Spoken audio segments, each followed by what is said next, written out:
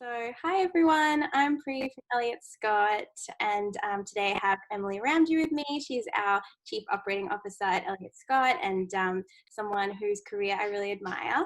So, today I'm going to be talking to Emily just about kind of her journey and her background, and she's going to be giving us some advice just for some young HR professionals out there. So, thanks, Emily, for joining me today. Thanks for having me, Pri. Yeah, of course. Yeah, so I guess I have always just really thought you've had a very cool career because you've jumped around and lived all over the world, which is just my dream as well. And so I'm wondering if you could tell us kind of about your first role out of uni and, kind of how that led to where you are today, I suppose. Yeah, sure. Um, so my first role after university was with a big tech company called Fujitsu, and it was actually a HR specific grad program that I joined. So I joined alongside about 80 grads all across the business, but there was only two of us that joined the HR function.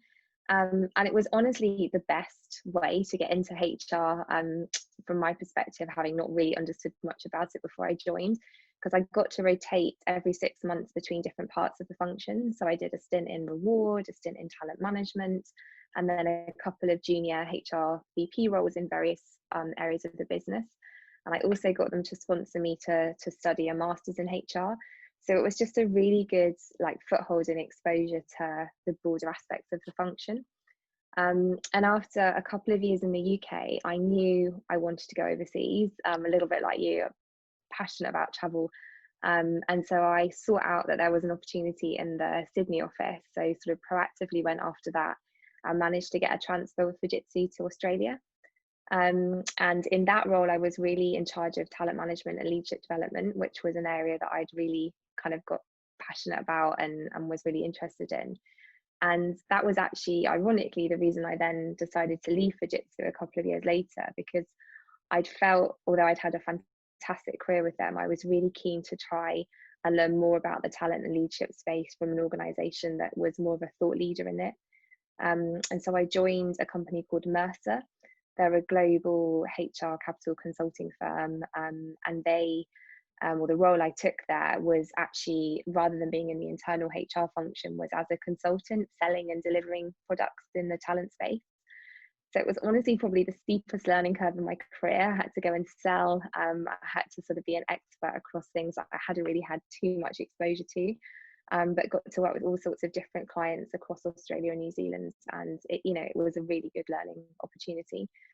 And whilst I was in that role, I had a headhunt call for a role in Singapore, which was just too good to sort of say no to. I wasn't necessarily ready to leave Mercer, but this opportunity in Singapore was combining again the travel. So my husband and I had said we'd quite like to go to Asia at some point, and this was going to be a way for us to get there. But it was also an opportunity in the role itself to be part of the HR function of a small investment business, but actually then consult into a number of their investment businesses in emerging markets in healthcare and education. So I got to work with these startups in Bangladesh, in Burma, in Philippines, India, and actually go and work with the teams on the ground there, which was just, incredible experience and very different style of working than being in the more corporate world in the UK and Australia.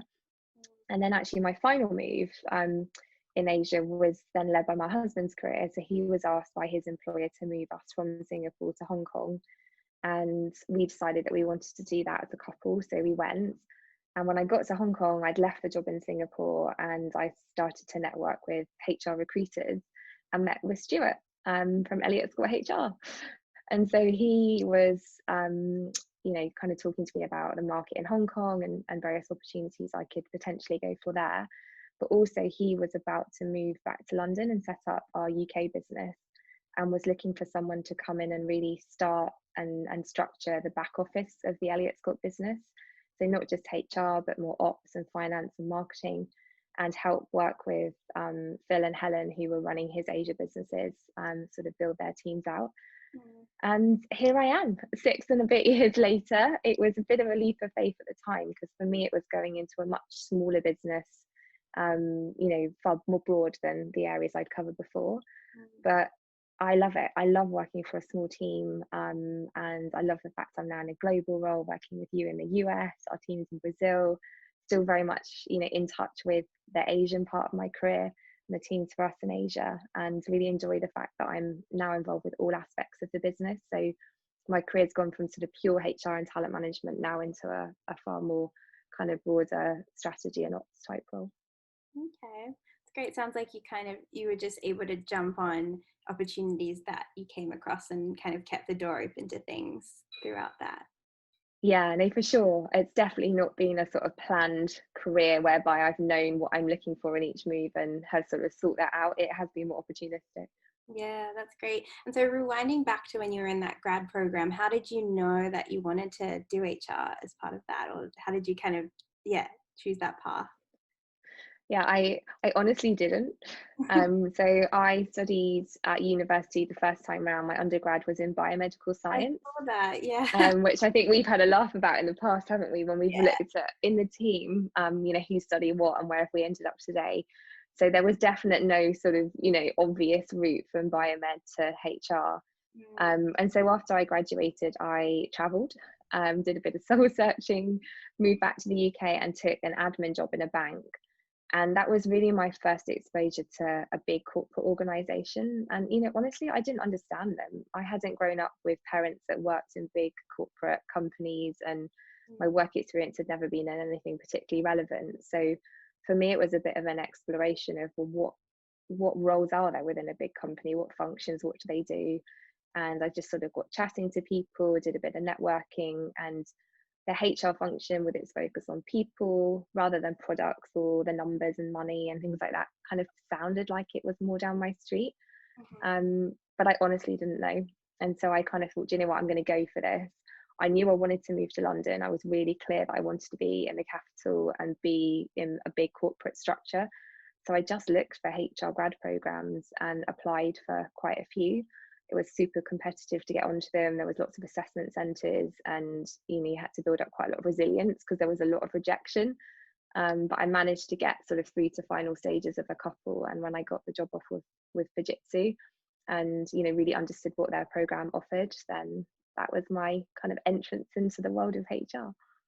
Yeah, that's great. And so I something I've been thinking about a lot lately is just kind of, obviously we're in COVID, it's a very different world. I was going to ask you kind of like what your advice would be to young HR professionals who want to have a global career like yours, because I've had a couple of, my candidates and contacts asking me about this recently, but I'm wondering kind of what your thoughts are, what your advice would be to people now wanting that, which is a big question, but I'm just curious to know what you think. Yeah, look, it's hard, isn't it? Because it's just so impossible right now, as we're recording this in November, to think, well, where's the world going to be 3 months down the line, 6 months down the line? Because if we'd recorded this a year ago, we would have I would have answered this question in a very different way. I'm Yeah. probably still going to share what my thoughts are outside of the COVID restraints initially, because I think there's a couple of sort of big choices that individuals can make, and then maybe add something that's a little bit more COVID specific. Um, but I think when you're looking to move into something that's going to give you more international exposure, the first option you've got is, do I physically relocate? Do I leave the States and move to a different country? Or do I seek out a role that's going to give me exposure to more countries, from the States still? So I think, there are opportunities based in the country that you're in, wherever that might be, that are regional or global in scope. If some of those involve more business travel than others, but there's always a chance to seek out, how can I get more exposure to international colleagues and cultures and ways of doing business, either by moving or by that additional remit in your role. So that's a choice, and something for people to consider, and certainly the latter at the moment might be easier than a physical relocation. So that's possibly one angle to have a look at.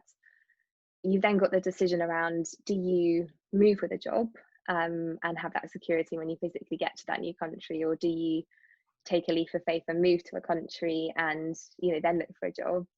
And I've done both, and I know from your career that you have certainly taken that leap of faith and got to a country and then found the job. Yeah. And look, I think it depends a bit on your personality and, you know, all sorts of factors in terms of your finances and your timing, etc. My advice would be, if you can, find the job first, because it just means that you've got that security and often some support with relocation and, you know, familiarization and setting yourself up somewhere. But you don't always have to do that. And I think for those people that are so keen on getting the cultural experience of going somewhere else, even if you don't get your perfect job initially and you get something that gives you that foothold, then that could be another route to go. And then perhaps something that might be a bit easier to achieve at the moment with the restrictions on travel and hiring would be around, how do you get exposure to other countries and cultures outside of your day job? And that could be further education, that could be other angles of professional development. You know, an example from my side right now is that alongside the COO role at Elliott Scott, I also do coaching. So I'm a certified coach, and I do predominantly pro bono coaching at the moment with individuals all over the world. And so for me, that's a really good way to stay connected with different cultures and completely different organizations in terms of where my clients are based. And I was thinking about this before I spoke to you, like, where are my clients at the moment? And I'm about to take on somebody that's moving out to Uganda. I'm working with a couple of people in parts of Europe.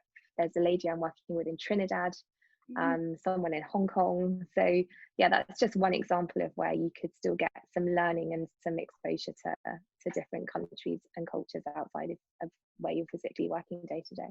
Yeah, no, that's a great that's great advice, actually, that I didn't know that about you. So I'm learning I'm learning a lot already.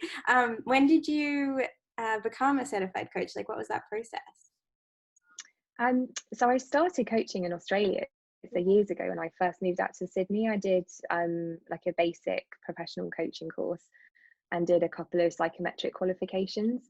And as part of my role within the talent and leadership space at Fujitsu, I was coaching various talent pools of individuals across the organisation.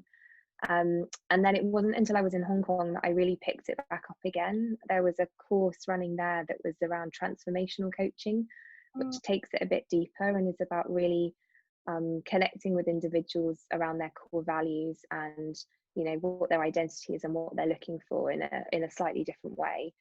And as part of that course, to go then through the International Coach Federation accreditation, you have to do 100 hours of coaching to get to the first stage, and then 500 hours of coaching to get to the next stage. And so I've just been doing pro bono coaching in the background to get that experience and the hours to get the formal certifications. And I just find it really rewarding and incredibly powerful in terms of what coaching can do to help individuals, particularly in the world we're in at the moment, with there just being so much on our minds all the time. We are so on with technology. There's so much pressure put on people, whether we're conscious of it or not. And often we just don't have enough time for ourselves to just reflect and think and figure out what is most important to me. Like, what do I really value? What do I actually want to try and achieve in my life at the moment? From personal, from professional, from other angles. So yeah, I find it, you know, like I was saying, just particularly rewarding and powerful. Yeah, no, that's great. And especially now when you can't be traveling like we used to, it's kind of a window into some like other cultures and countries, which is cool. Yeah, no, definitely. Okay. And then my last question for you, which is also kind of COVID related, is a lot of people I've been speaking to lately, kind of mid to juniors, have been, one struggle that people have right now is that we're not sitting next to our managers and we can't kind of build trust. And some people are new in roles, some people have been there for years. Either way, like it's harder to kind of show the work you're doing, and especially at such a pivotal time in people's careers when they're still trying to like develop that rapport and things with people.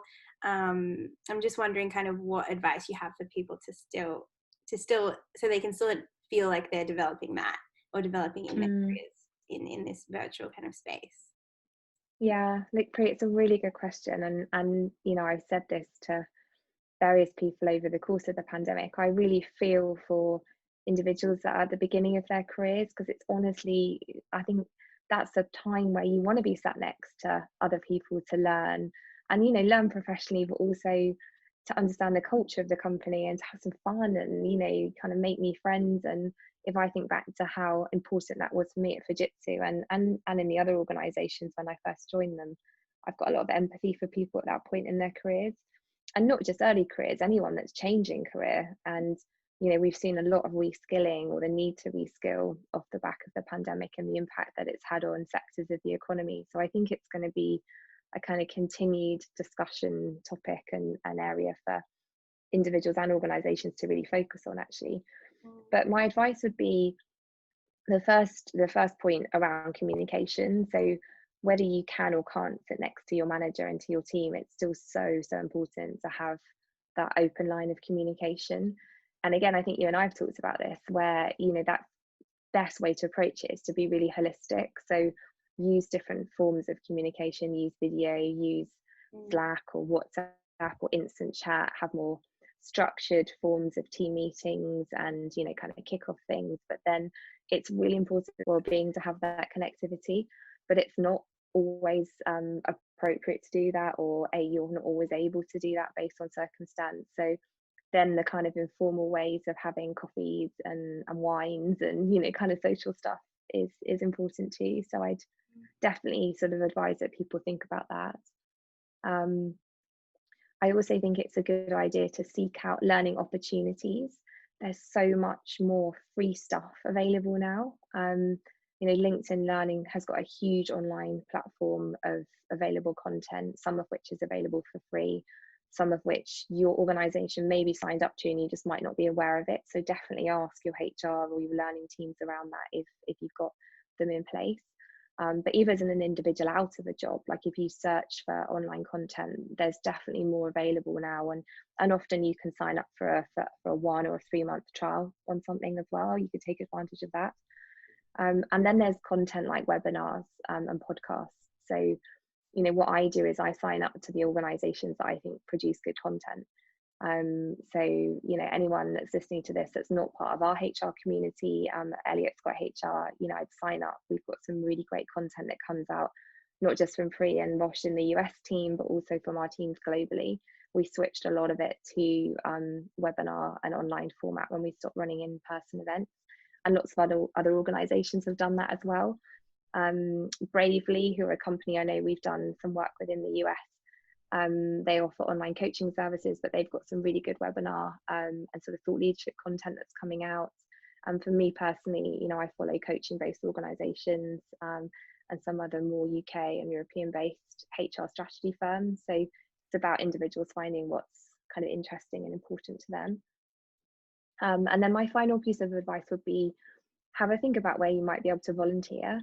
There's a lot of kind of new thoughts coming out, particularly in the US at the moment, around DEI, so diversity, equality and inclusion, particularly off the back of the Black Lives Matter movement.